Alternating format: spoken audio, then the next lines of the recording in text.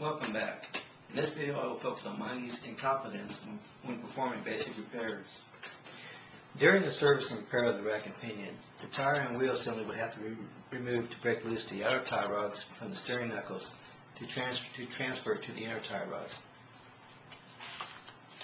Now, how did Meineke miss the exposed belts on the left front inner tire? How did Meineke miss the cross-threaded lug nut instead on the same left front tire? Also, there was no alignment done to adjust the toe to prevent premature tire wear. According to the Missouri Motor Vehicle Inspection Regulations, it states under tires to reject the vehicle if there is a localized worn spot that exposes the cord, and under wheels it states to reject the vehicle if there are loose, missing, or damaged wheel studs, bolts, nuts, or lugs. As stated in previous videos, Meineke failed to notice the original spark plugs, failed to replace the engine oil and filter, notice the Jiffy Lube oil sticker, failed to replace the oil pressure sending unit, of which Meineke states the mechanic verifies that it was replaced, failed to install the correct power steering front belt,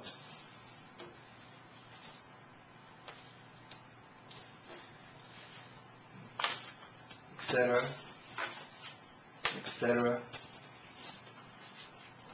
etc.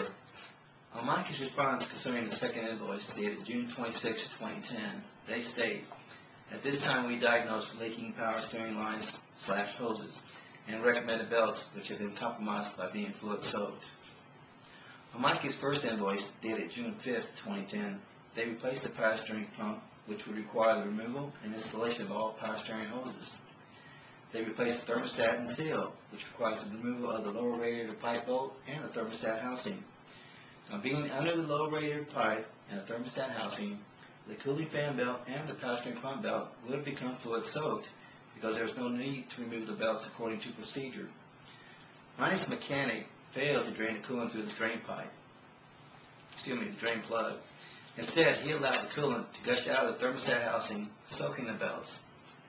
Now, this 2001 vehicle came in with 138,640 miles, as stated on the first invoice, and had no concerns with the belts or hoses.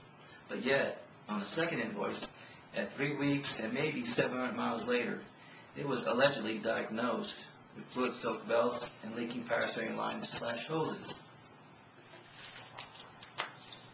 Meineke's mechanic failed to properly tighten the power steering hose clamps and fittings. When I replaced the rack and pinion, I used Teflon tape on the fittings and tightened all clamps to stop all the power steering leaks.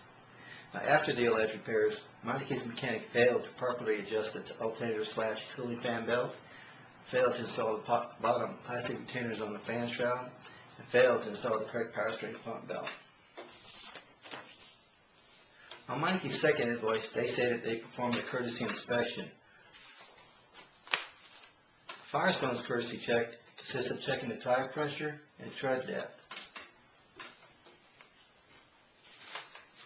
Meineke has a 7-point, a 15-point, and a 23-point courtesy check, but failed to provide the results along with the paperwork.